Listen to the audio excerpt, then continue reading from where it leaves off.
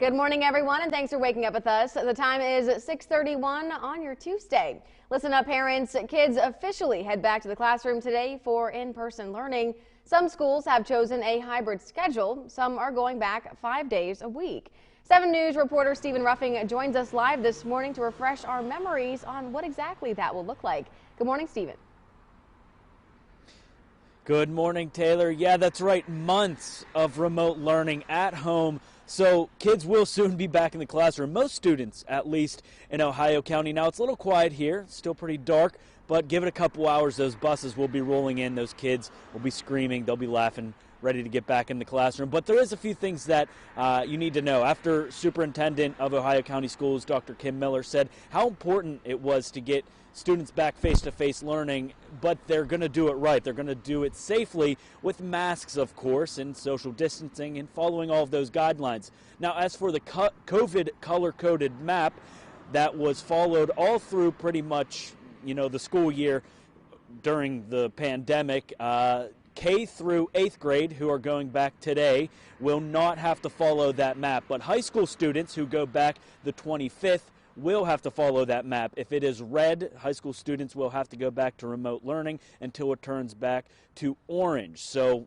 the ones going back today, kindergarten through 8th grade, won't have to follow that map. So we're just hours away before those students get back to the classroom. They'll do it safely, like I said before. But if I could put my meteorologist hat on just for a second, it is cold. So parents, before you send your kids packing to go back into the classroom, don't forget that jacket. Until then, reporting live in Ohio County, I'm Stephen Ruffing, working for you. All right, Stephen, thanks. Big crowds at the U.S. Capitol are typical on Inauguration Day, but we won't be seeing that this year. President-elect Joe Biden's inaugural committee is telling Americans to stay home. As 7 News reporter Katherine Guyon explains, this could impact inaugural events in the future, even when there isn't a pandemic to worry about. We'll still maybe get crowds, but it's going to be a lot of people coming from near and not really hanging around. It's the crowd that stays around which provides a boost to Washington, D.C.'s economy. New research from WVU took a close look at the most recent inaugurations of Presidents Barack Obama and Donald Trump. While they can't measure crowd size for certain, the hotel data shows a boost in bookings. There seems to be a lot more ongoing long-run excitement over the second Obama inaugural. We see people occupancy rates increasing up to 4 days prior. But there was an increase in people staying in the area after the Trump inauguration. It's hard to separate out the extent to which that was excitement over the Trump inaugural or all the associated protests.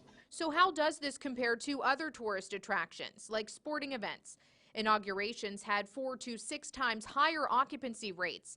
And why not look at, say, money spent on dining? Because hotel demand is actually a bigger part of consumer spending. If you are traveling from out of town, yes, you're going to go out to eat. Yes, you might spend money on shopping, but you're probably spending, especially in a city like D.C., something like $150 a night. Hotels will lose that extra revenue this year in a time when the industry is already struggling. But Hall says this poses a larger concern when COVID-19 is no longer a factor. Starting probably with Bill Clinton's inauguration, it really kind of became a big event. Not that it wasn't big before, but it became even bigger and took off a large scale. And I'm worried that we'll never get back to that. I'm Katherine Guyon, working for you.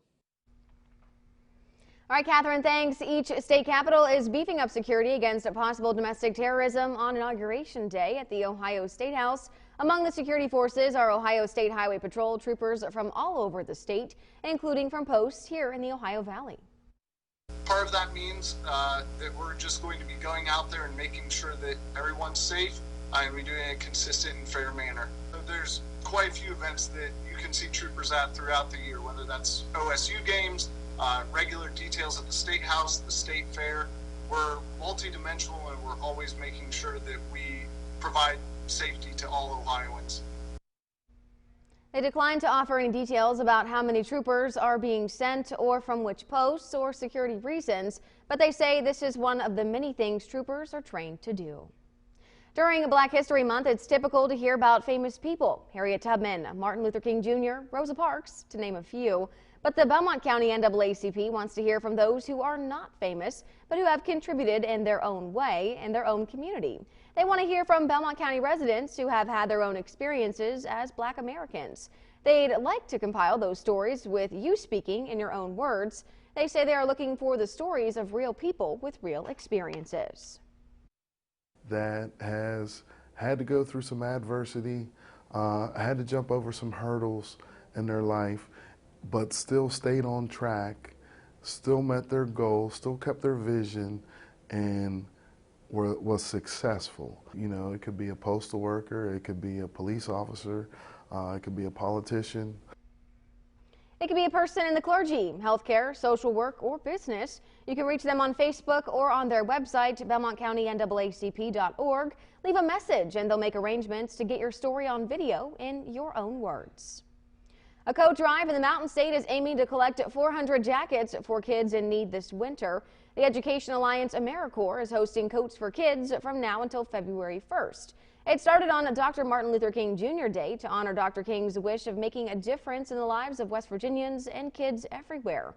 There are drop-off locations across the state where residents are urged to donate gently used coats. I know sometimes, kids lose their jackets, or sometimes kids don't even have any winter coats, especially when it's snowing or the temperatures get low. So this is a great opportunity for us to be in the community, help the community out. For a full list of drop-off locations, please visit educationalliance.org/Coats for Kids. Here's another look at your weather this Tuesday morning. Tell the kids to grab their coats because, like Steven said, it is frigid out there. Now, can we expect this bad weather to keep up as we check in with meteorologist Zach Petty and his weather words? Zach? Well, Taylor, looks like we're going to continue seeing some patchy snowflakes, and what that means is, like you and Steven were talking about, it's a rather cold one here at the surface where temperatures are still hovering in the upper 20s, if not low 30s. So that means we're in a cold column of air, meaning scattered snowflakes are possible. I do expect to see some brief periods of sunshine, though, as we head into your afternoon. That's why we have just a couple clouds to talk about behind the sunshine today, and I'll tell you what we're talking about with that predictor. Now, temperature-wise today, we're actually going to top off in the mid to upper 30s, but it actually will feel a lot colder because we're expected to see rather noticeable winds throughout the day, blowing from the west, if not west-southwest, right around 10 to 15 miles per hour, and that will make it feel a lot colder outside, so you would definitely want to stay bundled up as you get the kiddos put together for their first day back to school. Now, in terms of sunny skies, we are expected to see some filtered sunlight in through your afternoon, but I do expect to see just a few clouds in the skies, and the cloudy conditions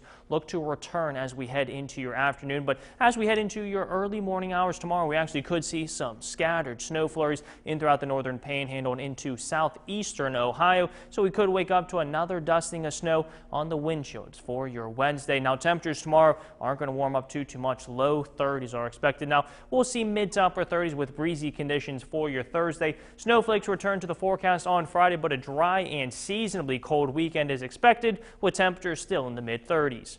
Taylor?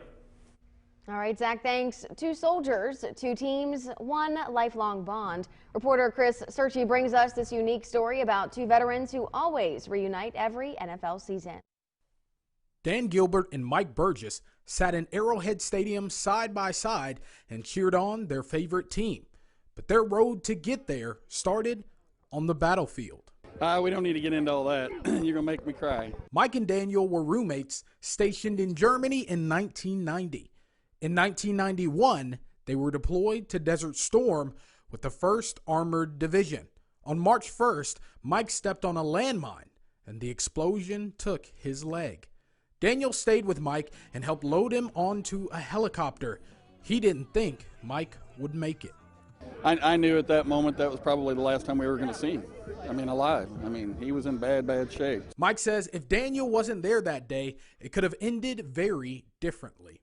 To have him come back and be with me at that moment and load me on a helicopter was definitely something that helped me get through it. And after their time in the military was over, they wanted to stay connected. Mike from Ohio and Daniel from Missouri decided that every time the Chiefs and Browns play each other, they'd be there together. For him to live and for us to get to have these experiences together, man, means the world to both of us. They're already making plans to attend the game next year. Chris Searcy, Fox 4, working for you. All right, Chris, thanks. Still to come on 7 News this morning, it's your Robinson Auto Group Sports Zone. We'll take a trip down to Morgantown after the WVU baseball team made program history.